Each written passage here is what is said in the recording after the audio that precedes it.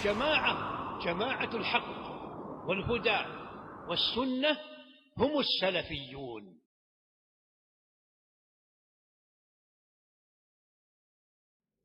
السلام علیکم ورحمۃ اللہ وبرکاتہ.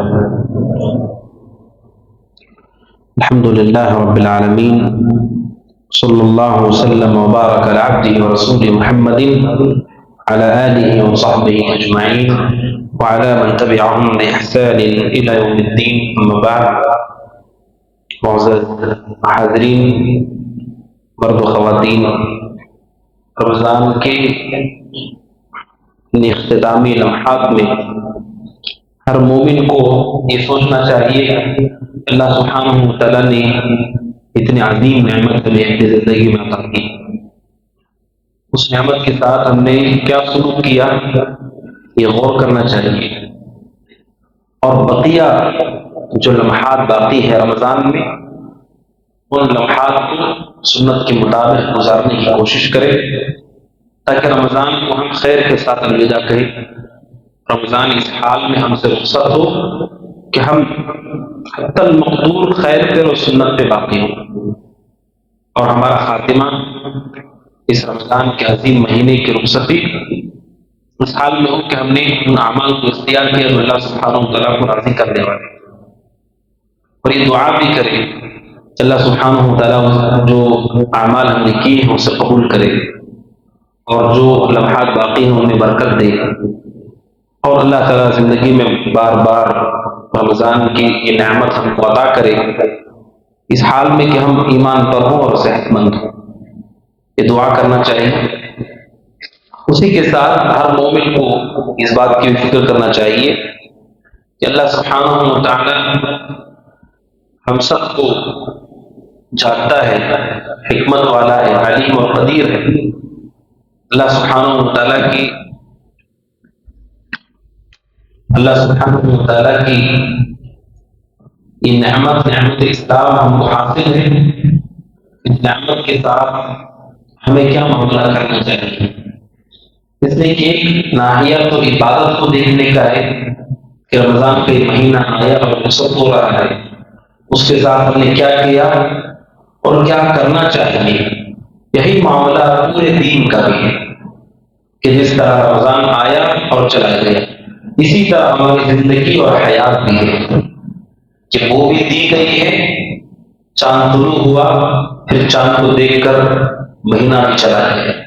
اسی طرح انسان کی زندگی بھی ہے کہ وہ بھی چند دنوں کے لیے ہے. مومن دیکھے جس طرح وہ رمضان کے بارے میں دیکھ رہا ہے کہ وہ رخصت ہو رہا ہے، وہ دیکھے کہ وہ اس نے دین کے ساتھ اور شریعت کے ساتھ کیا کیا ہے، کیا غلطیاں ہم نے کی ہیں، اور کیا چیزیں ہیں جن سے ہمیں سیکھنا چاہیے آنے والی زندگی کے لیے تاکہ ہم اللہ سبحانہ وتعالیٰ کے مقرر بندے بن سکیں. ہماری زندگی میں سب سے عظیم نعمت یہ دین اسلام، ہمارا جو کل سرمایہ ہے وہ اللہ رب الجلال ہے. وہی ذات ہمارا کل سرمایہ ہے. اس کے سوا ہمارے پاس، اس کے بغیر ہمارے پاس کچھ نہیں ہے. سب سے زیادہ ایک مومن کو اللہ سبحانہ وتعالیٰ سے محبت کرنی چاہیے، اور وہ حق رکھتا ہے کہ سب سے زیادہ اسی سے محبت کی جائے. اس کے علاوہ کسی اور سے محبت نہ ہو اس جیسی. اللہ سبحانہ وتعالیٰ کی جو محبت ہے لذات ہی ہوتی ہے، اس کی ذات سے محبت ہوتی ہے، اسی کی وجہ سے. باقی دنیا میں جتنی محبتیں ہیں وہ لذات ہی نہیں ہے، لغیر ہی ہے. ساری محبتیں دنیا کی اس وجہ سے ہیں کہ وہ اللہ سے جڑی ہوئی ہے. رسول سے محبت اللہ کی وجہ سے ہے، نیک لوگوں سے محبت اللہ کی وجہ سے ہے، صحابہ سے محبت اللہ کی وجہ سے ہے، قرآن سے محبت اللہ کی وجہ سے ہے. ساری محبتیں اسی محبت کے تابع ہیں. اصل محبت اللہ رب الجلال سے ہے. اس وجہ سے اللہ سبحانہ وتعالیٰ کہتا ہے والذین آمنوا اشد حبا للہ، کہ اہل ایمان اللہ سے سب سے زیادہ محبت کرتے ہیں، پختگی کے ساتھ محبت کرتے ہیں. اس جیسی محبت کسی اور کے متعلق ان کے دلوں میں کبھی نہیں پائی جاتی، اور باقی ساری یہ ساری چیزیں جو ہمیں اپنی طرف راغب کرتی ہیں، کھینچتی ہیں، ہمارے دل میں ان کا میلان پایا جاتا ہے فطری طور پر۔ انسان کا اپنے والدین کی طرف جھکاؤ، اولاد کی طرف، مال و تجارت کی طرف، زیب و زینت کی طرف، سونے چاندی کی طرف، یہ جھکاؤ اور میلان ہمارے دلوں میں ہے، لیکن وہ اللہ اس کے رسول سے مقدم نہیں ہے اور اللہ کی محبت کے اوپر نہیں ہے۔ اللہ سبحانہ و تعالیٰ کی محبت یہ انسان کے ایمان کے اصل ہے، انسان کے ثواب قدمی کی بنیاد ہے۔ آخرت کے سفر میں سب سے قیمتی سرمایہ ہے اللہ سبحانہ و تعالیٰ کی محبت، اور یہ ہر عمل کی اساس ہے۔ اگر محبت نہ ہو اللہ سبحانہ و تعالیٰ کی، پھر اس کے بعد بندگی کیسے ہوگی، خوف کیسے ہوگا، عمل کیسے ہوگا، وہ اللہ سے امید کیسے ہوگی اگر محبت ہی نہ ہو۔ رمضان کو رخصت کرتے ہوئے اللہ سبحانہ و تعالیٰ کی محبت ہمارے دلوں میں کیسے ہے اور کیا ہے، اس کا جائزہ ہمیں ضرور لینا چاہیے۔ اللہ رب الجلال نے قرآن کریم میں انسانوں پر کیے گئے احسانات کو کئی جگہ پر ذکر کیا ہے اور پوری تفصیل کے ساتھ ذکر کیا ہے۔ اللہ سبحانہ و تعالیٰ کی نعمت کے بغیر انسان ایک لمحہ زندہ نہیں رہ سکتا ہے، زندگی نہیں گزار سکتا ہے۔ ہر لمحہ اسی کے احسان اور اسی کے فضل اور اسی کے کرم کا نتیجہ ہے۔ آپ ایک سانس بھی لیتے ہیں اور چھوڑتے ہیں، یہ بھی محض اللہ سبحانہ و تعالیٰ کا فضل، اس کا اپنا کرم ہوتا ہے۔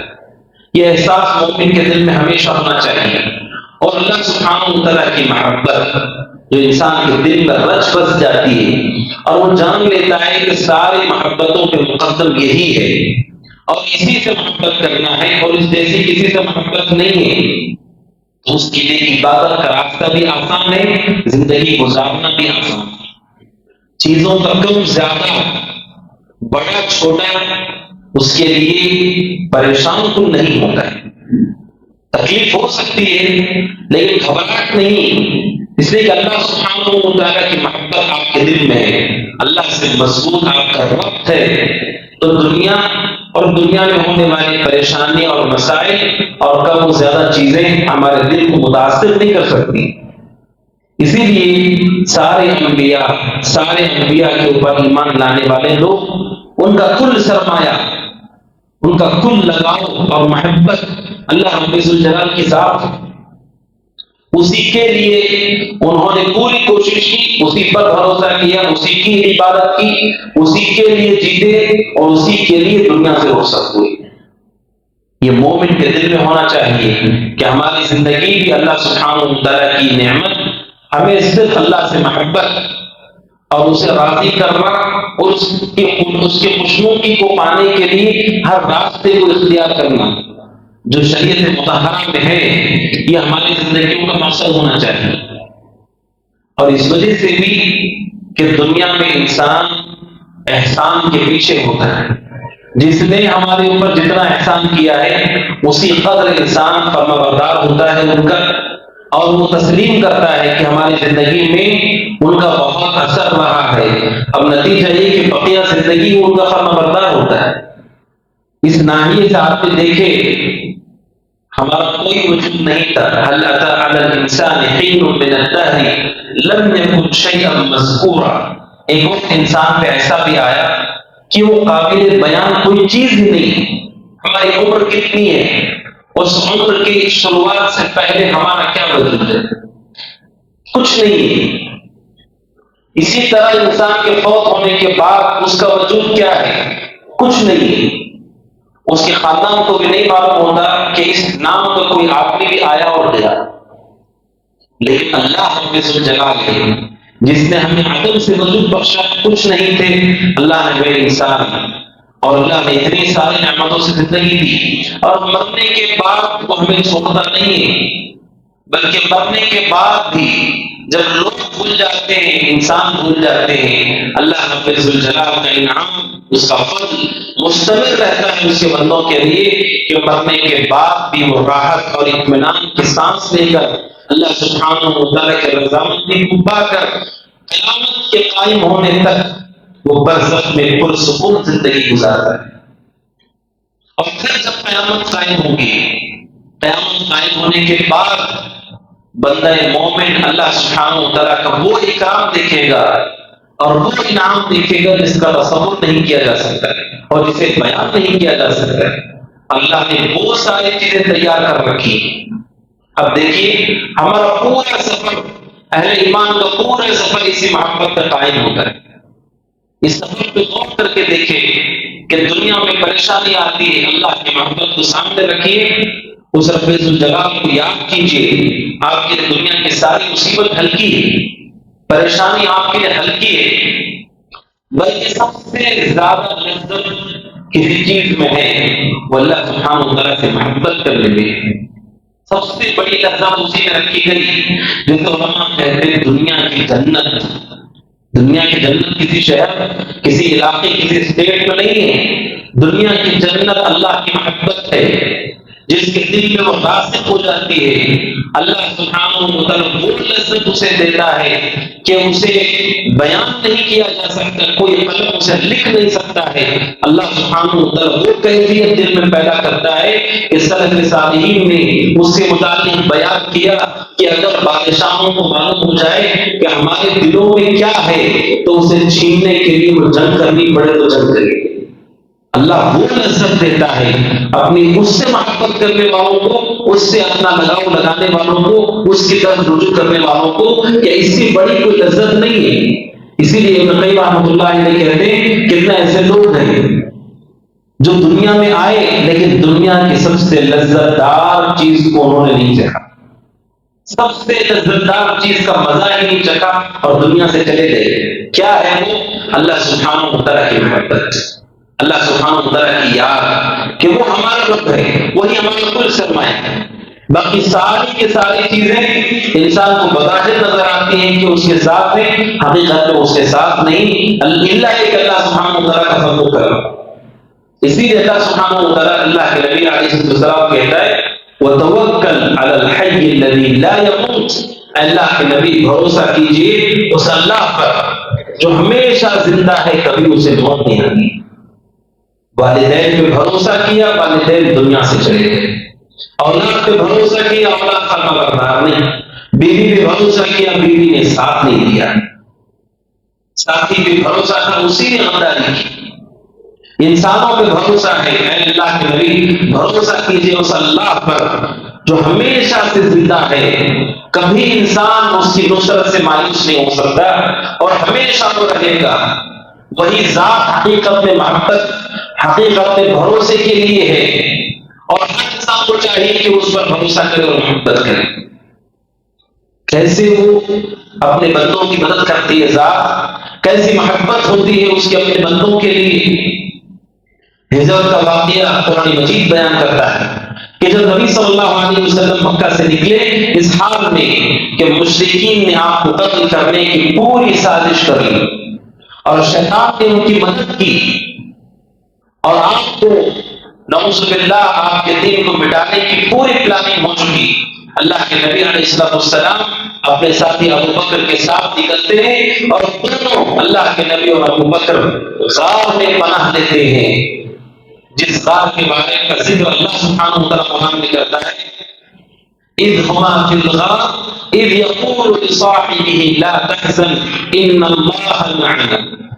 اللہ سبحانہ و تعالیٰ سے محبت کرنے والے، اس پہ بھروسہ کرنے والے کبھی مایوس نہیں ہوتے کہ اللہ کی مدد کیسے آتی ہے، کیسے وہ اپنے بندوں کا ساتھ دیتا ہے، کیسے وہ اللہ سبحانہ و تعالیٰ کی نصرت نازل ہوتی ہے کہ اللہ کہتا ہے کہ جب دونوں غار میں تھے اللہ کے نبی بھی اور ابو بکر بھی، ابو بکر رضی اللہ عنہ پریشان ہو گئے۔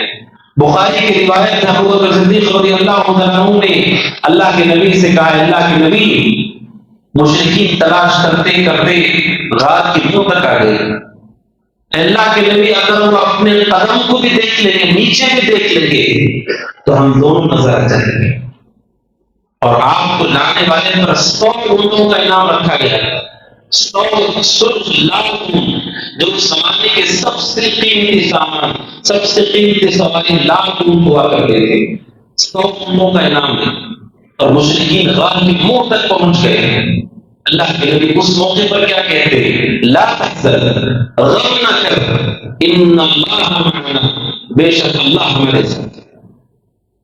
بخاری کی حدیث ہے، اللہ کے نبی نے کہا ابو بکر سے ما ظنک باثنین اللہ ثالثہما، آپ نے کہا ابو بکر تمہارا کیا گمان ہے ان دو لوگوں کے بارے میں کہ ان کا تیسرا اللہ ہے۔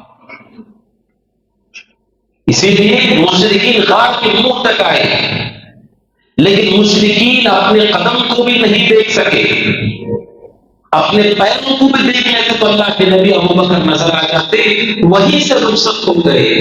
اللہ سبحانہ و تعالیٰ مدد کرتا ہے ایسی جگہوں پر کہ انسان اس وقت مایوس ہو جاتا ہے، ساری جگہوں سے سارے لوگوں سے اللہ کی مدد وہاں سے آتی ہے۔ وہ ہے رب ذوالجلال جس سے لوگوں کو محبت کرنا چاہیے۔ کون ہے جس نے انہیں نیچے دیکھنے کی توفیق سے محروم کیا؟ کون ہے جس نے ان کے عقلوں میں پردہ ڈال دیا کہ وہ منہ تک پہنچے غار کے لیکن نیچے جھانک نہیں سکے؟ اللہ رب ذوالجلال ہے۔ اس لیے اس اللہ سے محبت کرتے ہیں مومنین جو انسان کا ہمیشہ مددگار اور ہمیشہ ولی ہے۔ اسی لیے اللہ سبحانہ و تعالیٰ کہتا ہے اللہ ولی الذین آمنوا، اللہ سبحانہ و تعالیٰ ولی ہے، ساتھی اور دوست ہے ان لوگوں کا الذین آمنوا جو ایمان لاتے ہیں، اللہ ان کا دوست ہے، وہی حقیقت میں دوست ہے۔ اس کے علاوہ باقی ساری چیزیں دھوکہ اور سراب ہے۔ اسی لیے قرآن کے اللہ یومئذ بعضهم لبعض عدو، دنیا کے سب سے قریبی دوست جو قیامت کے دن ہوں گے وہ ایک دوسرے کے دشمن ہوں گے۔ سب سے قریبی دوست سے انسان دشمن ہو جائے گا، لیکن اللہ رب ذوالجلال مومن بندے کا مددگار ہے دنیا میں اور اپنے ٹھکانے تک پہنچنے تک، اور پہنچنے کے بعد اس نے کیا تیار کیا ہے؟ قرآن مجید کہتا ہے فَلَا تَعْلَمُ نَفْسٌ مَا أُخْفِيَ لَهُم مِّن قُرَّةِ أَعْيُن، کسی نفس کو نہیں معلوم کہ اللہ نے ان کے لیے، ان کے آنکھوں میں ٹھنڈک کے لیے کیا چیزیں تیار کی ہیں، کسی کو نہیں معلوم۔ احادیث میں ہمیں بتایا گیا وہ الفاظ ہیں، ان کی حقیقتیں کیا ہیں، کہ کیسی وہ نعمتیں ہیں، ان کے اوصاف کیا ہیں، سوائے اللہ کے کوئی نہیں جانتا۔ اللہ نے وہ ساری چیزیں اہل ایمان کے لیے ان بندوں کے لیے تیار کی ہیں جو اس کی عبادت کرتے ہیں، اس سے محبت کرتے ہیں، اس کے علاوہ کسی سے وہ لو نہیں لگاتے، جی نہیں لگاتے، کیونکہ حقیقت میں اللہ سبحانہ و تعالیٰ سے ہے۔ اسی لیے اللہ کے نبی علیہ السلام فرماتے ہیں بخاری مسلم کی حدیث، انس رضی اللہ عنہ کہتے ہیں آپ نے کہا ثلاث من كن فيه وجد بهن حلاوة الایمان، آپ نے کہا تین صفات ایسی ہیں جس انسان میں بھی وہ ہوتی ہیں، وجد بهن حلاوة الایمان، اسے ایمان کی حلاوت، ایمان کی مٹھاس، ایمان کی لذت مل جاتی ہے جو سب سے قیمتی لذت ہے، جو صرف اہل ایمان جانتے ہیں اور زبانیں اس کو بیان نہیں کر سکتی۔ صرف عبادت کو اچھے ڈھنگ سے ادا کر کے آپ مسجد سے نکلیے اور دیکھیے کہ آپ کے دلوں میں کیا سکون ہوتا ہے، کیا چیز جو آپ کے دل میں آپ پاتے ہیں آپ اسے زبان سے بول نہیں سکتے۔ اللہ کے بندے کی مدد کیجیے سنت کے مطابق اور دیکھیے آپ کے دل میں اللہ سبحانہ و تعالیٰ کیا چیز پیدا کرنا ہے، وہ لذت دنیا کا کوئی مال نہیں خرید سکتا، زمین بھر کی چیزیں بھی خرچ کر کے اسے نہیں کما سکتا انسان۔ وہ لذت اللہ کے نبی نے تین چیزیں جن کے اندر ہو، آپ نے یکون اللہ ورسول احب الیہ مما سواہما، آپ نے کہا اللہ اس کے رسول اس کے نزدیک سب سے محبوب ہو، اور ان دونوں کے علاوہ دنیا کی کوئی چیز اس سے محبوب نہ ہو۔ اس آدمی کو اللہ ایمان کی لذت دیتا ہے، ایمان کی مٹھاس دیتا ہے، اور وہ ایمان ایسا مضبوط ہوتا ہے کہ مشکل سے مشکل وقت میں انسان مضبوطی کے ساتھ اللہ کی عبادت پہ قائم رہتا ہے، اس پہ بھروسہ کرتے ہوئے کہ اللہ کے نبی درخت کے نیچے آرام کر رہے تھے، مشرک نے ایک تلوار نکال کر اللہ کے نبی سے کہا اے محمد من یمنعک منی، اے محمد بتاؤ کون تمہیں بچائے گا مجھ سے؟ آپ نے تلوار کو کھینچ کر آپ نہتے، آپ کے ہاتھ میں کچھ نہیں، کہا بتاؤ کون تمہیں بچائے گا مجھ سے؟ اللہ کے نبی نے پورے اطمینان سے کہا اللہ۔ جیسے ہی اس نے لفظ سنا اس کے ہاتھ سے تلوار گر گئی۔ یہ اہل ایمان کے دل کو اللہ سبحانہ و تعالیٰ وہ لذت عطا کرتا ہے ایمان کی کہ وہ مضبوط ہوتے ہیں، اور وہی اصل نعمت ہے جس نعمت کی بنیاد پر مومن اپنی زندگی کا سفر عبادت کے ساتھ طے کرتا ہے۔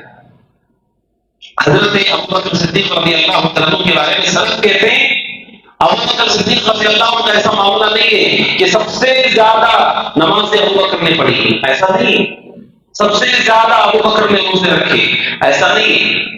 کہتے ہیں سلف کہ ان کے دل میں جو چیز اللہ سبحانہ و تعالیٰ کے لیے تھی، جو چیز ان کے دل میں پیوست تھی، اس دل کی اس چیز کے سبب اللہ نے ابو بکر کو مقام دیا ہے. کیا چیز ان کے دل میں تھی؟ اللہ کی خوب محبت، اس پہ اعتماد اور بھروسہ، اور اس کے بندوں کے ساتھ خیر خواہی، ان کا اچھا سوچنا. یہ وہ دو چیزیں ابو بکر کے دل میں تھی رضی اللہ عنہ، جس سے وہ پوری امت میں ممتاز ہو گئے، سب کے اوپر فائق ہو گئے. ایسا نہیں کہ زیادہ نماز پڑھنے والا شخص وہ سب سے زیادہ مقرب ہو گیا اللہ سبحانہ وتعالیٰ کا.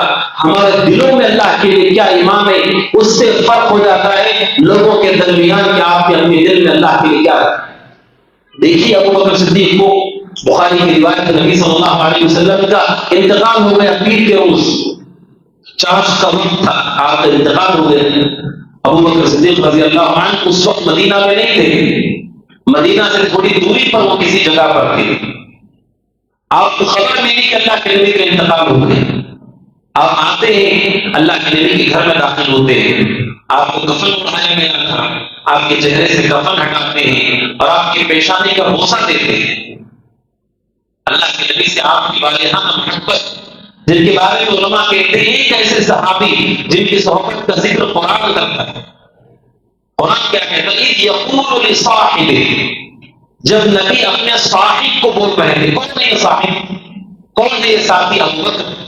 اسی علماء نے کہا ابو بکر کی صحبت کا انکار کرنے والا اسلام سے خارج ہے، کیونکہ قرآن نے انہیں صاحب کہا ہے. اذ یقول لصاحبہ، جب نبی اپنے ساتھی سے بول رہے تھے، اس ساتھی کی محبت کہ نبی فوت ہو گئے، آپ کا جنازہ رکھا ہوا ہے، کفن اڑایا گیا، آپ کے چہرے مبارک سے کفن ہٹا کر آپ کو بوسہ دیا اور کہ اللہ کے نبی آپ زندگی میں بھی پاک صاف تھے، پاکیزہ تھے، وفات کے بعد بھی آپ پاک. اور پھر دیکھا کہ لوگوں کے اندر اپنا تفریح کا ماحول ہے، اس لیے کہ آپ کے وہ لوگ نہیں جانتے تھے کہ نبی کا انتقال کیسے ہوتا ہے. حضرت عمر جیسی شخصیت، وہ بھی مبہوت تھے. کئی صحابہ پریشان تھے، کئی صحابہ اپنے آپ کو قابو نہیں کر پا رہے تھے کہ اللہ کے نبی علیہ السلام دنیا سے رخصت ہو گئے. حضرت عمر رضی اللہ عنہ کہہ رہے تھے جو یہ کہے گا کہ اللہ کے نبی علیہ السلام انتقال کر گئے، اس کی گردن اڑا دوں گا. ابو بکر حضرت عمر کہہ رہے تھے اللہ کے نبی اللہ سے ملاقات کرنے کے لیے گئے، جیسے موسیٰ گئے تھے طور پہ، آپ واپس آئیں گے اور یہ منافقین کو سزا دیں گے. حضرت عمر رضی اللہ عنہ کو یقین نہیں تھا، وہ اپنے آپ کو قابو نہیں کر پا رہے تھے. اس موقع پہ ابو بکر صدیق رضی اللہ عنہ ممبر پر جاتے ہیں اور آپ حضرت عمر کو سنبھال کر کہتے ہیں علی رسلک یا عمر، عمر بیٹھ. حضرت ابو بکر صدیق رضی اللہ عنہ سے خطبہ دیا. اس خطبے میں کیا چیز ہے جو ابو بکر صدیق نے لوگوں کے دلوں میں پیدا کی؟ کیا چیز ہے جس کی یاد دہانی کرائی ابو بکر صدیق نے؟ ابتدا کرتے ہوئے کہا من کان منکم یعبد محمدا فإن محمدا قد مات، تم میں سے جو محمد کی عبادت کرتا تھا وہ جان لے کہ محمد کا انتقال ہو گیا علیہ السلام. دنیا میں جس پہ آپ بھروسہ کرتے ہیں وہ سارا بھروسہ موت سے پہلے ٹوٹتا ہے. ابن تیمیہ رحمۃ اللہ علیہ کہتے ہیں جتنے لوگ اللہ کو چھوڑ کے دوسرے پہ بھروسہ کرتے ہیں، اللہ ضرور زندگی میں انہیں بتاتا ہے کہ تم نے ان پہ بھروسہ کر کے غلطی کی، ان کا بھروسہ ٹوٹتا ہے. کہا ابو بکر صدیق نے کہ جو محمد کی عبادت کرتا تھا وہ جان لے کہ محمد کا انتقال ہو گیا علیہ السلام. اس کے بعد ابو بکر صدیق نے کیا چیزیں امت کو بیان کی؟ کہا من کان منکم یعبد اللہ، جو اللہ کی عبادت کرتا ہے، جو اللہ کی بندگی کرتا ہے، فإن اللہ حی لا یموت، وہ جان لے بے شک اللہ زندہ ہے، اسے کبھی موت نہیں آتی. محبت کرو اس اللہ سے جو ہمیشہ زندہ ہے، ہر عبادت کو وہ قبول کرتا ہے، نہ وہ سوتا ہے نہ اسے نیند آتی ہے، اس کی ذات ہر عیب سے پاک ہے. اس اللہ پہ بھروسہ کرو، اس اللہ سے محبت کرو، اس کی عبادت کرو. ابو بکر صدیق رضی اللہ عنہ امت کو یاد دہانی کرائی کہ ہم اللہ کی عبادت کرتے ہیں، اس سے محبت کرتے ہیں، وہ تو ہمیشہ سے زندہ ہے. رسول آتے ہیں، اپنا مشن پورا ہونے کے بعد چلے جاتے ہیں، لیکن اللہ ہمیشہ سے ہے، ہمیشہ رہے گا، اسے کبھی موت نہیں آتی۔ یہ اللہ سبحانہ وتعالیٰ کی محبت ہے کہ جب دل میں راسخ ہو، ایسے مشکل مواقف میں بھی ابو بکر صدیق رضی اللہ عنہ نے یقیناً ان کے اوپر مصیبت کا پہاڑ ٹوٹا جب اللہ کے نبی سب سے زیادہ جنہوں نے صحبت اٹھائی سفر میں، ہر سفر میں آپ کے ساتھ، اسی لیے اللہ کے نبی بار بار کہتے تھے کہ میں گیا میرے ساتھ ابو بکر عمر تھے، میں نے بات کہی ابو بکر عمر میرے ساتھ تھے۔ ہر لمحہ اللہ کے نبی علیہ السلام سب سے زیادہ جنہوں نے صحبت اٹھائی ابو بکر تھے، ان کے اوپر بھی مصیبت کا پہاڑ ٹوٹا، لیکن اللہ سبحانہ و تعالیٰ کی محبت نبی کی محبت سے زیادہ ہے۔ نبی کی محبت بھی اس لیے ہے کہ اللہ نے ہمیں ان سے محبت کرنے کا حکم دیا ہے۔ اصل محبت تو اللہ سبحانہ و تعالیٰ ہے، وہ دل میں کبھی کم نہ ہو۔ ابو بکر صدیق رضی اللہ عنہ آیت کریمہ کی تلاوت کی، وما محمد الا رسول، محمد اللہ کے رسول ہیں، قد خلت من قبلہ الرسل، آپ سے پہلے بھی کئی رسول دنیا میں آئے اور چلے گئے، افإن مات، اگر رسول کا انتقال ہو جائے، او قتل، یا آپ شہید ہو جائے، انقلبتم علی اعقابکم، اے لوگوں کیا تم لوگ دین چھوڑ کے باہر چلے جاؤ گے، ومن ينقلب علی عقبیہ، اور جو آدمی دین چھوڑ کے باہر جائے گا، فلن يضر اللہ شیئا، اللہ کو کوئی نقصان نہیں ہوگا، وسيجزي الله الشاکرین، اور اللہ سبحانہ وتعالی شاکرین کو بدلہ عطا کرے گا۔ یہ آیت کریمہ پڑھتے ہیں عمر بن خطاب کہتے رضی اللہ عنہ، مجھے ایسے محسوس ہو گیا کہ یہ آیت ابھی نازل ہوئی، جس آیت کو پہلے ہی بتا دیا گیا کہ اللہ کے رسول، اللہ محمد اللہ کے رسول ہے، آپ سے پہلے تو رسول تھے، ان کے انتقال ہو جانے کے بعد کیا تم دین چھوڑ دو گے؟ اللہ کی محبت دین میں راسخ ہے کہ کتنی بڑی آزمائش کا وقت ہو، مومن اللہ سبحانہ و تعالیٰ سے محبت کرے، اور یہ صرف ہمارے دل میں محبت ہے ایسا نہیں ہے۔ اللہ سبحانہ و تعالیٰ بندوں پر کس قدر رحم کرتا ہے، انسان کے وجود کا ذرہ ذرہ اور اس کی ہر نعمت پکار کر کہتی ہے، اللہ سبحانہ و تعالیٰ اس سے زیادہ جو تصور نہیں کر سکتے وہ اپنے بندوں کے ساتھ محبت کرتا ہے۔ اسی لیے مسلم احمد کی روایت ہے کہ ابلیس نے اللہ سبحانہ و تعالیٰ سے کہا، اے اللہ سبحانہ و تعالیٰ سے کہتا ہے لَأُغْوِيَنَّهُمْ أَجْمَعِينَ، کہ میں سارے لوگوں کو گمراہ کروں گا۔ اس روایت میں ابلیس نے کہا اللہ سے کہ جب تک ان کے جسم میں روح ہے میں ان سب کو گمراہ کرتا رہوں گا۔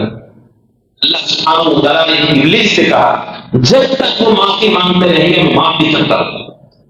تو کتنا گمراہ کر سکتا ہے، بہکا سکتا ہے، وہ تو اس کی طاقت ہے، لیکن اللہ کہتا ہے جب تک میرے بندے مجھ سے استغفار کرتے رہیں گے میں انہیں برابر معاف کرتا رہوں گا۔ یہ اللہ سبحانہ و تعالیٰ کی محبت ہے، بلکہ نبی صلی اللہ علیہ وسلم نے اسے ایک اور مثال کے ذریعے سے واضح کیا۔ بخاری کی حدیث ہے، عمر بن خطاب کہتے ہیں رضی اللہ عنہ، ایک خاتون، ایک لونڈی کسی جنگ کے موقع پر اس کا بچہ کھو گیا اور اس بچے کو وہ تلاش کر رہی تھی۔ آپ جانتے ہیں جنگ کا ماحول افراتفری کا ماحول ہوتا ہے، کوئی چیز واضح نہیں ہوتی، اس موقع پر اس کا دودھ پیتا بچہ ظاہر ہو گیا اور اس بچے کی تلاش میں وہ لونڈی پھر رہی ہے، اور جو بھی بچہ اسے دکھتا ہے ایک ماں کی محبت جذبے میں آتی ہے، اس بچے کو وہ اپنے سینے سے لگاتی ہے اور محبت کرتی ہے اور مسلسل اپنے بچے کو ڈھونڈتی ہے، آخرکار اسے اپنا بچہ مل جاتا ہے۔ ملنے کے ساتھ ہی وہ لونڈی اپنے بچے کو اپنے سینے سے لگاتی ہے، لونڈی ہے کوئی بھی ہے، ایک ماں تو ماں ہوتی ہے، اپنے بچے کو سینے سے لگاتی ہے۔ اللہ کے نبی علیہ السلام نے صحابہ سے پوچھا جس عورت کا بچہ ظاہر ہو گیا اور تلاش کرنے کے بعد اسے ملا، آپ نے کہا کہ تم کیا کہتے ہو؟ اقارعۃ ولدها فی النار، آپ عمر بن خطاب کے اللہ کے نبی نے کہا بتاؤ کیا یہ عورت اپنے بچے کو آگ میں پھینکے گی؟ صحابہ نے کہا اللہ کے نبی کیسے ہو سکتا ہے کہ اپنے بچے کو آگ میں پھینکے؟ آپ نے کہا اللہ ارحم بعبادہ من هذه بولدها، آپ نے کہا اللہ تعالی یہ جتنا اس بچے سے محبت کرتی ہے اس سے زیادہ اپنے بندوں پر رحم کرتا ہے۔ اللہ سبحانہ وتعالی کی محبت اپنے بندوں کے لیے، لہذا بندے مومن کو سب سے قیمتی سرمایہ اللہ سبحانہ وتعالی کی محبت اپنے دل میں جلائے اور بسائے رکھنا چاہیے، مضبوط رکھنا چاہیے، اور اس کے اسباب ہیں۔ وہ چند اسباب ہیں جن اسباب کے ذریعے سے اللہ سبحانہ و تعالیٰ اس کی محبت کو ہمارے دلوں میں پیوست کرتا ہے. اللہ کی محبت ہم کو حاصل ہوتی ہے. علماء کہتے ہیں اللہ کی محبت حاصل ہو گئی. آپ سوچئے کفار جو اللہ کی نافرمانی کرتے ہیں, اللہ سبحانہ و تعالیٰ کی گستاخی کرتے ہیں, اللہ نے ان سب کو بھی نعمتوں سے نواز رکھا ہے. تو سوچے جو آدمی اسے راضی کر لے اور محبت کا حقدار ہو جائے, اللہ سبحانہ و تعالیٰ کی کیا کیا چیزیں ہیں وہ اسے حاصل ہوگی اور کتنی بڑی وہ نعمت پہ ہوگا, کس قدر وہ خیرات کے اندر اور سعادت پہ ہوگا. ہم کیسے تصور کر سکتے ہیں؟ تو کافر رہتے ہوئے بھی ساری چیزیں اس سے فائدہ اٹھا رہے ہیں. اس سے علماء کہتے ہیں اللہ سبحانہ و تعالیٰ رحمان ہے, مہربان ہے. اس کی مہربانی ایسی ہے کہ جو اسے گالیاں دیتے ہیں, کفر کرتے ہیں, اس کے ساتھ شرک کرتے ہیں, انہیں بھی رزق دیتا ہے, اولاد دیتا ہے, انہیں بھی اللہ سبحانہ و تعالیٰ دنیا کی نعمتیں عطا کرتا ہے. تو سوچو وہ جو اس سے محبت کرتے ہیں, ایمان رکھتے ہیں اور اس کی محبت کے لیے پوری محنت کرتے ہیں, اللہ سبحانہ و تعالیٰ کی طرف سے کیا کچھ انہیں ملنے والا ہے. اسباب ہے. ابن قیم رحمۃ اللہ علیہ نے اسباب کو بیان کیا ہے. کل 10 اسباب ہیں جو ابن قیم رحمۃ اللہ علیہ نے بیان کیے. ان اسباب کو اختیار کرنے والے مومن کو اللہ سبحانہ و تعالیٰ کی محبت حاصل ہوتی ہے. سب سے پہلا سبب جس کے ذریعے سے اللہ کی محبت دلوں میں پیدا ہوتی ہے, اللہ سبحانہ و تعالیٰ کی محبت حاصل ہوتی ہے, وہ قرآن مجید سے رشتہ, قرآن مجید میں تدبر ہے, قرآن مجید کی تلاوت ہے. یقین جانیے اللہ سبحانہ و تعالیٰ کی ایسی کتاب جو ہمارے لیے اتنی بڑی نعمت ہے کہ اللہ کی صفت ہے جو زمین پر ہے, اللہ کی صفت, یہ اللہ کی بات ہے. اللہ سبحانہ و تعالیٰ کی ذات تو عرش پر ہے, یہ اللہ کی صفت ہے جو ہمارے درمیانی زمین پر ہے کہ اللہ کی یہ باتیں ہیں. اس سے افضل کلام کسی انسان کا نہیں ہو سکتا, اور آج تک اس سے افضل کوئی کلام نہیں. اس کلام اللہ کو پڑھنا, تلاوت کرنا اور اللہ سبحانہ و تعالیٰ کی اس قرآن کو غور و فکر کے ساتھ پڑھنا, اسے سمجھنا, یہ پہلی بنیاد ہے جس سے اللہ کی محبت پیدا ہوتی ہے. اس لیے سلف کہتے ہیں اگر انسان کے دل پاک ہوں گے تو کبھی قرآن پڑھنے سے انہیں بیزاری نہیں ہوگی, کبھی ان کا دل اس سے نہیں بھرے گا. یہ اللہ سبحانہ و تعالیٰ کا کلام ہے قرآن مجید, جس کی تلاوت, جس پر غور و فکر, جسے سمجھنا, یہ اللہ کی محبت کا سبب ہے. اللہ کی محبت ہمیں حاصل ہوتی ہے. ہر مسلمان کو, مرد اور عورت کو رمضان کا یہ مہینہ رخصت ہونے والا ہے. رمضان المبارک کے اس مہینے کے اختتام پر عزم کریں کہ جو قرآن مجید کو پڑھنا نہیں جانتے وہ قرآن مجید کو پڑھنا سیکھیں گے, اور جو جانتے ہیں پڑھنا وہ قرآن مجید کے غور و فکر کی کوشش کریں گے. قرآن مجید کو اپنے طاقوں میں سجا کر اس طرح سے کہ ہم اسے نہیں جانتے, غفلت اور اعراض نہیں کیا کریں.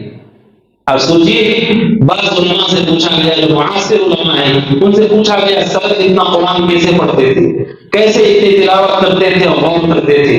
انہوں نے کہا جیسے تمہارا رشتہ تمہارے فون سے ہے ویسے ہی ان کا رشتہ قرآن سے. کتنا انسان اور موبائل میں استعمال کرتا ہے, کتنا دیکھتا ہے, کتنے گھنٹے اس پہ لگاتا ہے. سلف اس سے زیادہ قرآن مجید سے ان کا ربط تھا, بلکہ ان کے یہاں ایک طے تھا جب تک ہم قرآن کے اتنے حصے کو نہیں پڑھیں گے نہیں سوئیں گے. حضرت عمر بن خطاب کے پاس کوئی آدمی آ کے دستک دیتا ہے, عمر بن خطاب نے دروازہ نہیں کھولا, بعد میں آ کے دروازہ کھولا. عمر بن خطاب نے اسے معذرت کی, تاخیر کی وجہ یہ ہے کہ روزانہ جو میں حزب پڑھتا ہوں وہ پڑھے بغیر میں کسی مصروفیت میں تھا, تو میں نہیں چاہتا تھا کہ یہ دن ختم ہو جائے اور میرا وہ قرآن پڑھنے کا جو حصہ ہے وہ باقی رہ جائے, اس لیے میں تلاوت میں مصروف تھا, میں دروازہ نہیں کھول سکا. قرآن مجید سے ہمارا رشتہ ہو, ربط ہو. بچوں کو بھی تعلیم نہ قرآن کی, خود بھی تعلیم حاصل کرے. یہ وہ قرآن ہے کہ سارے کفار مکہ کو, سارے شعراء کو گھٹنے ٹیکنے پر مجبور کر دیا. بڑے بڑے شاعروں نے جب قرآن مجید کو سنا انہیں یقین ہو گیا کہ یہ مخلوق کا کلام نہیں ہو سکتا ہے, نہ یہ شعر شاعری ہے, نہ یہ کہانیاں ہیں, یہ گھڑے ہوئے واقعات ہیں. یہ ایسی کتاب ہے کہ اس میں ساری چیزیں, کسی چیز کو اس نے نہیں چھوڑا تھا. اور یہ ایسی کتاب ہے جس کے بارے میں علماء کہتے ہیں کہ زمانے کی چھاپ اس پر نہیں ہے. آج کی صدی میں لکھی گئی کتاب آج سے 5 صدیوں کے بعد پڑھی جائے گی تو معلوم ہوگا کہ یہ پرانی کتاب ہے, 5 صدیوں پہلے لکھی گئی کتاب ہے. لیکن قرآن مجید ایسی کتاب ہے کہ اس کے پڑھ کر کبھی اندازہ نہیں ہوتا کہ 1400 سال پہلے اتاری گئی کتاب ہے. وہ اسی تازگی اور بشاشت کے ساتھ لوگوں کو ہدایت کی راہ دے رہی ہے اور لوگ مسلسل اللہ کے دین میں داخل ہو رہے ہیں. ایسی کتاب ہے جس کا نور کبھی ختم نہیں ہوتا، جس کی برکتیں کبھی ضائع نہیں ہوتی، اور جس کی بھلائی اور خیرات انسان کبھی ایسا وقت نہیں آئے گا کہ وہ قرآن مجید کو دیکھے اور قرآن سے استفادہ نہ حاصل کر پائے. اس میں اللہ سبحانہ وتعالی نے خیر کو چھپا رکھا ہے. پہلا سبب قرآن مجید سے ہمارا ربط اور رشتہ ہے کہ ہم قرآن مجید کو پڑھیں، غور کریں. اللہ سبحانہ وتعالی کہتا ہے کتاب انزلناہ الیک مبارک لیدبروا آیاتہ. قرآن کہتا ہے کہ ہم نے اس مبارک کتاب کو، بابرکت کتاب کو اتارا ہے تاکہ اس کی آیتوں پہ لوگ غور کریں. کتنے لوگ ہیں جو غور کرتے ہیں؟ ہماری عادت قرآن مجید کے ساتھ کیا ہے؟ کیا تعلق ہے ہمارا قرآن مجید کے ساتھ؟ ہمارا قرآن مجید کے ساتھ ایسے ہی تعلق ہے جیسے کسی آدمی نے اپنے کسی رشتہ دار سے خط تعلق کر لیا ہو جسے وہ نہ دیکھنا چاہتا ہے نہ ملنا چاہتا ہے. قرآن مجید کا اپنا دوست بنا ہے. اللہ سبحانہ وتعالی کی محبت اس میں مثبت ہے. سلف صالح کثرت سے اہتمام کرتے تھے قرآن مجید کی تلاوت کا اور اس سے کبھی بیزار نہیں ہوتے تھے، مسلسل اس میں خیر کو حاصل کرتے. یہ پہلا سبب ہے. اور دوسرا سبب اللہ سبحانہ وتعالی کی محبت کو حاصل کرنے کا کہتے ہیں نقی رحمۃ اللہ علیہ کہ فرائض کے اہتمام کے ساتھ نوافل کا اہتمام، کہ آدمی اللہ سبحانہ وتعالی کے سامنے بندگی کا جو وقت ہے وہ وقت مختصر وقت اور اس کے علاوہ فرائض کے علاوہ کچھ نہیں کرتا ہے. ایسا نہیں ہونا چاہیے کہ نوافل کا اہتمام یہ اللہ کی محبت کا سبب ہے. کثرت سے نوافل کا اہتمام کریں کہ بخاری کی حدیث ہے اللہ کے نبی علیہ السلام فرماتے ہیں اللہ کہتا ہے کہ بندہ کوئی بھی ہو فرائض کے بغیر میرا تقرب نہیں پا سکتا ہے. اللہ کے قریب جانے کے لیے فرائض بھی ایک راستہ ہے. ہم آپ اللہ تک پہنچ گئے، اس کے بعد ہر ایک کا الگ الگ درجہ ہے. جو جتنا نوافل کا پابند ہوگا، نفل عبادتوں کا پابند ہوگا، اسی قدر اللہ کی محبت اسے حاصل ہوگی. لا یزال عبدی یتقرب الی بالنوافل. اللہ کہتا ہے میرے قریب تک آنے کا راستہ ایک ہی ہے، وہ فرائض کا راستہ ہے. فرض کو ضائع کر کے اللہ کا تقرب کبھی حاصل نہیں ہو سکتا ہے. اس وجہ سے وہ لوگ جو توحید ربوبیت کو مانتے، الوہیت کو نہیں مانتے، انہوں نے فرض کو ضائع کر دیا. اس کے بغیر اللہ کا تقرب نہیں ہو سکتا ہے. جو نوافل پڑھے، فرائض نفل نمازوں کو ضائع کر دے، کبھی اللہ کا تقرب حاصل نہیں ہو سکتا. جو صدقہ و خیرات کرے، زکات نہ دے، کبھی اللہ کا تقرب حاصل نہیں ہوگا. کوئی آدمی پیر جمعرات کا روزہ رکھے، رمضان کا روزہ چھوڑ دے، کبھی اللہ کا تقرب حاصل نہیں ہوگا. کوئی آدمی نفلی عبادت کرے اور حج کی عبادت انجام نہ دے، اللہ کا تقرب حاصل نہیں ہو سکتا ہے. اللہ کے نبی فرماتے ہیں اللہ نے اس کو واضح کر دیا، اللہ تک پہنچنے کے لیے فرائض ہی ایک راستہ ہے. اس راستے پہ چل کے آپ اللہ کے قریب جائیں گے. اس کے بعد کتنا تقرب آپ کو اللہ کا ملے گا. اس لیے علماء کہتے ہیں ولایت کا درجہ، کہ ہمارے نزدیک ولایت کا درجہ کیا ہے. کوئی آدمی ولی کیسے ہوتا ہے، کون ہوتا ہے ولی؟ ہمارے یہاں ولی ہونے کا ضابطہ یہی حدیث ہے. ولی وہ ہے جو سارے فرائض کی پابندی کرتا ہے اور پابندی کرنے کے بعد کسی نفل عبادت کو نہیں چھوڑتا. جتنی نوافل کا وہ اہتمام کرتا ہے اسی قدر وہ اللہ کی ولایت، اللہ سبحانہ وتعالیٰ کی دوستی، اللہ کی محبت اس کو ملتی ہے. ہر ولی ایک درجے کا نہیں ہوتا ہے. جو جتنا فرائض اور نوافل پہ ہوتا ہے اسی قدر اللہ اسے ولایت عطا کرتا ہے. لہذا اللہ کی محبت پانے کے لیے نوافل کا اہتمام کرنا چاہیے مومن کو، کہ فرائض کے ساتھ اللہ نے نفل چیزوں کو بھی رکھا ہے. نفل کا اہتمام کرے. ہر عبادت کے ساتھ ایک نفل ہے. نماز فرض ہے تو نفل نماز ہے، فرض روزے ہیں تو نفل روزے ہیں، فرض حج و عمرہ ہے تو نفل حج اور عمرہ بھی ہے. اللہ سبحانہ وتعالیٰ نے ہر فرض کے ساتھ نوافل کو رکھا ہے. یہ اللہ کی محبت کو پانے کا ذریعہ. حضرت موسیٰ علیہ السلام کے بارے میں قرآن مجید کہتا ہے کہ موسیٰ علیہ السلام کو اللہ نے گفتگو کے دوران پوچھا وَمَا تِلْكَ بِيَمِينِكَ يَا مُوسَىٰ، کہا اے موسیٰ تمہارے سیدھے ہاتھ میں کیا ہے. اللہ سبحانہ وتعالیٰ نے صرف اتنا پوچھا کہ اے موسیٰ تمہارے سیدھے ہاتھ میں کیا ہے. حضرت موسیٰ علیہ السلام نے کہا یہ عصای، اے اللہ یہ میرا عصا ہے، میری لاٹھی ہے. اتوکل علیہا، اس پر میں ٹیک لگاتا ہوں. وَأَهُشُّ بِهَا عَلَى غَنَمِي، اس لاٹھی سے میں جانوروں کے لیے پتیاں گراتا ہوں درخت سے. وَلِيَ فِيهَا مَآرِبُ أُخْرَىٰ، اور اللہ اس کے علاوہ میرے بہت سارے کام ہیں. علماء کہتے ہیں اللہ کا سوال صرف اتنا ہے، وہ ہر چیز کو جانتا ہے. کہ تمہارے سیدھے ہاتھ میں کیا ہے؟ جواب ہے لاٹھی.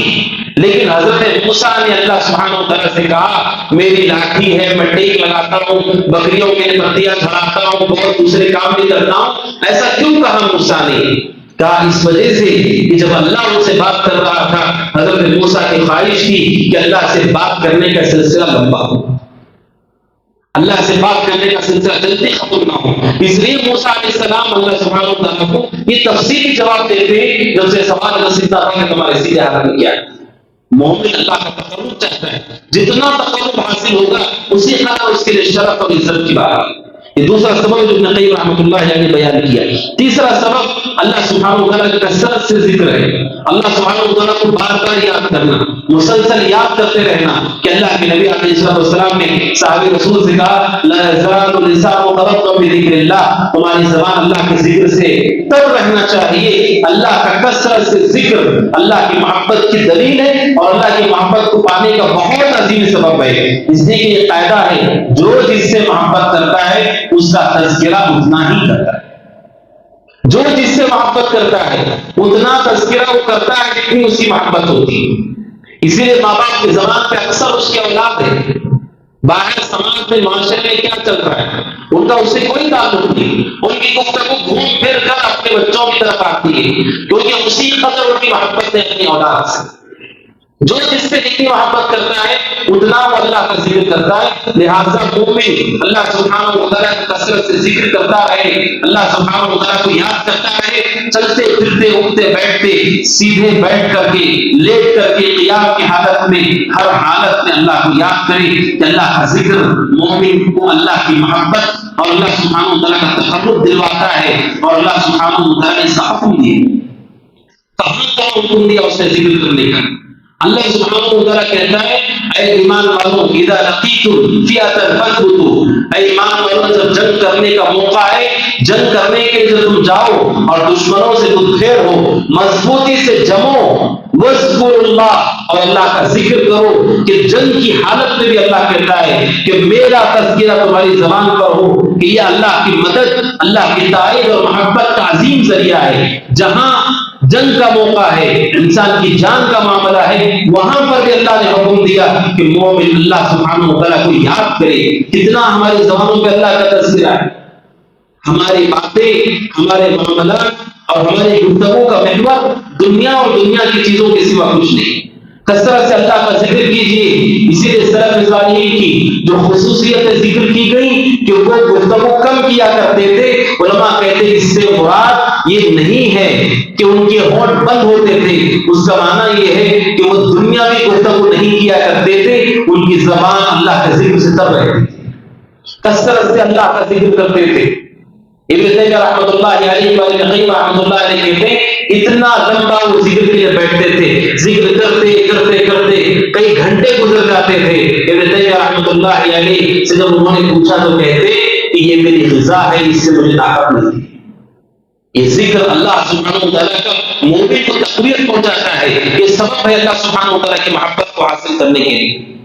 اور چوتھا سبب ہے جس سے اللہ سبحانہ و تعالیٰ کی محبت حاصل ہوتی ہے وہ یہ کہ زندگی میں اللہ سبحانہ و تعالیٰ کی محبت اور دنیا کی محبت کے درمیان کسی ایک چیز کو چننا پڑے، اللہ کی محبت کو اس پہ غالب کر دے، اس سے اللہ تعالیٰ بہت خوش ہوتا ہے اور یہ اللہ کی محبت کو پانے کا عظیم ذریعہ ہے. حضرت ابراہیم کو دیکھیے علیہ السلام کہ اللہ سبحانہ و تعالیٰ نے بڑھاپے میں انہیں اولاد دی. وَلَمَّا بَلَغَ مَعَهُ السَّعْيَ، اللہ کا امتحان دیکھیے کیسا ہے کہ جب حضرت اسماعیل چلنے پھرنے کے قابل ہو گئے. علماء کہتے ہیں جب بیٹا چلنے پھرنے کے قابل ہوتا ہے محبت والد کی عمر بڑھ جاتی ہے. اس لیے کہ چلنے پھرنے کے قابل ہے، اب وہ آپ کے کاموں میں آپ کا ہاتھ بٹائے گا، آپ کا ساتھ دے گا. اللہ نے جب حضرت اسماعیل پیدا ہوئے کوئی حکم نہیں دیا، یہاں تک کہ ابراہیم علیہ السلام نے اس بچے کی پرورش کی، چلنے پھرنے کے قابل ہو گیا. اس کے بعد اللہ نے خواب میں دکھایا کہ وہ اپنے بچے کو ذبح کر رہے ہیں.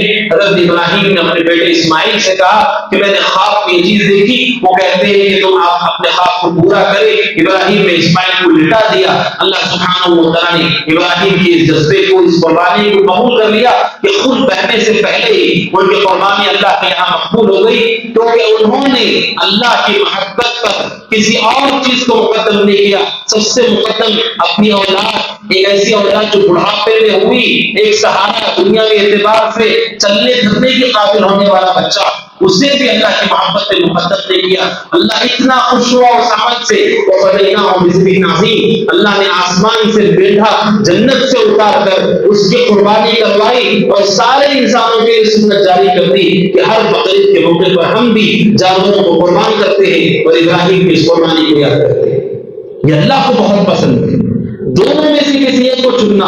اور علماء کہتے ہیں ہر انسان کی زندگی میں بار بار یہ موقع آتا ہے کہ آپ کو یا تو اللہ کو چننا ہوگا یا لوگوں کو چننا ہوگا. اس وقت اللہ کی محبت کو منتخب کرے کہ اللہ کو یہ عمل بہت عزیز ہے، بہت محبوب ہے. اس لیے اللہ سبحانہ وتعالیٰ کہتا ہے لن تنالوا البر حتى تنفقوا مما تحبون. تم میں سے کوئی نیکی کی حقیقت تک اس وقت تک نہیں پہنچ سکتا جب تک کہ سب سے پسندیدہ چیز اللہ کے راہ میں نہ دے. کوئی ایسی چیز جسے آپ کسی کو نہیں دینا چاہتے، ایسی چیز کو آپ جب تک اللہ کے راستے میں آپ نے اللہ کی رضا کے لیے نہیں دیا ہے، آپ نے نیکی کی حقیقت کو پہچانا ہی نہیں کہ نیکی ہوتی کیا ہے، اس کی حقیقت کیا ہے. جب آیت کریمہ نازل ہوئی، صحابہ رسول اپنی سب سے قیمتی چیز اللہ کے نبی کے پاس لا کر کہتے اللہ کے نبی سے اللہ کے راستے میں خرچ کر دیں. علماء کہتے ہیں کم از کم زندگی میں ایک مرتبہ ہی صحیح ایسا مومن کو ضرور کرنا چاہیے کہ سب سے پسندیدہ چیز جسے وہ کسی کو نہیں دینا چاہتا، اللہ کے رضا کے لیے اٹھا کر سکتا. کیونکہ یہ آپ کا عمل، قرآن کہتا ہے نیکی کی حقیقت تم نہیں پا سکتے. لن تنالوا البر، تم نیکی کو نہیں پہنچ سکتے. کیونکہ یہاں پر آپ کو اللہ کی محبت اور سامان کی محبت میں ایک محبت کو چننا ہے، اللہ کی محبت، اور اس سے آپ کو خرچ کرنا ہے. یہ آپ کے ایمان اور اللہ سے محبت کی بہت بڑی دلیل ہوگی. لہذا مومن اللہ سبحانہ وتعالیٰ کی محبت کو لوگوں کی اور سارے لوگوں کی محبت کو مقدم کرتا ہے تو یہ اللہ کی محبت کو پانے کا سبب ہے. اس وجہ سے مومن کے دل میں محبت بھی پیدا ہوتی ہے اور اللہ سبحانہ وتعالیٰ کی محبت بھی اسے حاصل ہوتی ہے. پانچویں چیز کہ بندہ مومن اللہ کے ناموں اور اس کی صفات پہ غور کرے. اللہ سبحانہ وتعالیٰ کون ہے، اس کی صفات کیا ہے، غور کرے اور اس کی تخلیق میں غور کرے کہ اللہ سبحانہ وتعالیٰ کون ہے. اس کے ناموں اور صفات کو جو جانتے ہیں اسی قدر اللہ کی محبت ان کے دل میں ہوتی ہے.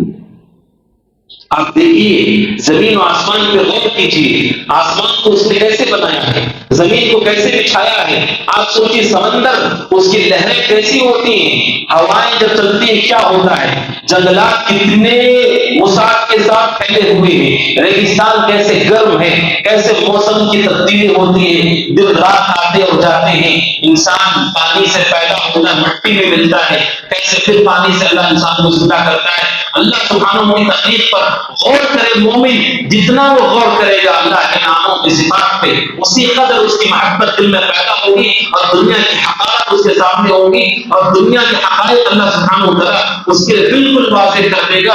اسی لیے اللہ کے نبی علیہ السلام اللہ سبحانہ وتعالیٰ کی ان باتوں پہ یقین کرتے ہوئے صحابہ کو کہا کرتے تھے لوگوں کے لیے دنیا میں ہے، ہمارے لیے آخرت ہے. کیونکہ اللہ سبحانہ وتعالیٰ کو جو جتنا جانتا ہے، اسی لیے سب کہتے ہیں من کان باللہ اعرف کان منہ اخوف، جو جتنا اللہ کو جانتا ہے اتنا خوف اللہ کا اس کے دل میں پیدا ہوتا ہے. اسی لیے بخاری کی حدیث ہے، ایک صحابی رسول ہے جو امامت کراتے تھے صحابہ کی، اور ہر رکعت میں سورہ فاتحہ کے ساتھ ثانی سورہ پڑھتے، اس کے ساتھ وہ سورہ اخلاص پڑھا کرتے تھے. سورہ اخلاص پڑھا کرتے صحابہ اکرام نے انہیں کہا، لیکن وہ اپنے عمل سے نہیں رکتے، یہاں تک کہ اللہ کے نبی تک ان کی شکایت آتی ہے. اللہ کے نبی نے ان سے پوچھا کہ تم کیوں ہر رکعت میں سورہ اخلاص پڑھتے ہو؟ قل هو اللہ احد اللہ الصمد لم یلد ولم یولد ولم یکن له کفوا احد. ہر بچے کو یاد ہے، لیکن وہ صحابی ہر رکعت میں پڑھتے، کیوں پڑھتے ہو؟ کہا اللہ کے نبی صفت الرحمن، اس میں میرے رب کی صفات بتائی گئی اور مجھے بڑی محبت ہے ان صفات سے کہ میرا رب کیسا ہے. اب سوچ کے دیکھو، قل هو اللہ احد، غور کریں اسی تفسیر کا حکم نہیں. اللہ سبحانہ وتعالی احد ہے، اللہ الصمد، اللہ بے نیاز ہے، اسے کسی کی ضرورت نہیں ہے. عبادت کرنے والوں کی عبادت کی ضرورت نہیں ہے، تم عبادت کرتے ہو اپنے فائدے کے لیے، ان احسنتم احسنتم لانفسکم، اللہ کہتا ہے تم نیک کام کرتے ہو تمہارے لیے کرتے ہو، اللہ سبحانہ و تعالیٰ کو اس کا کوئی فائدہ نہیں ہے، اللہ الصمد، اللہ بے نیاز ہے، لم یلد ولم یولد، نہ وہ پیدا ہوا ہے نہ اس نے کسی کو جنا ہے، ابتدا انتہا اس کی نہیں ہے، وہ ہمیشہ سے ہے، آپ تصور کر کے دیکھو وہ ذات جو ہمیشہ سے ہے اور اسی نے ساری چیزوں کو پیدا کیا ہے، کس قدر عظیم وہ ذات ہوگی، ولم یکن لہ کفوا احد، اس کے برابر کوئی نہیں ہے، اس کا شریک کوئی نہیں ہے۔ صحابہ رسول کہتے ہیں اللہ کے نبی اس میں میرے رب کی صفات بتائی گئی ہے، مجھے بڑی محبت ہے اس سے، اللہ کے نبی نے کہا حبک ایاہ ادخلک الجنہ، یہ تمہاری محبت اللہ سے تمہیں جنت میں لے جائے گی۔ لہٰذا اللہ کے ناموں پہ، اس کی صفات پہ، اس کی تخلیق پہ غور کرو، اپنے نفسوں میں غور کرو کہ اللہ نے ہمیں کیسے بنایا ہے، اپنے چہرے پر ہاتھ پھیر کر دیکھو، اسے دبا کر دیکھو کہ اس کے اندر ہڈیاں ہیں، ایک وقت آئے گا کہ اللہ اس چمڑی کو ہٹا کر ہڈیاں ہوں گی، پھر ہڈیوں کو بھی وہ ختم کر دے گا، پھر دوبارہ ہمیں وہ زندہ کر دے گا۔ اللہ کے ناموں، اس کے صفات پر غور، یہ اللہ سبحانہ و تعالیٰ کی محبت کا سبب ہے۔ یہ 5 سبب جو ابن قیم رحمۃ اللہ علیہ نے بیان کیا ہے، اس کے علاوہ 5 اسباب جو ابن قیم رحمۃ اللہ علیہ نے بیان کیے۔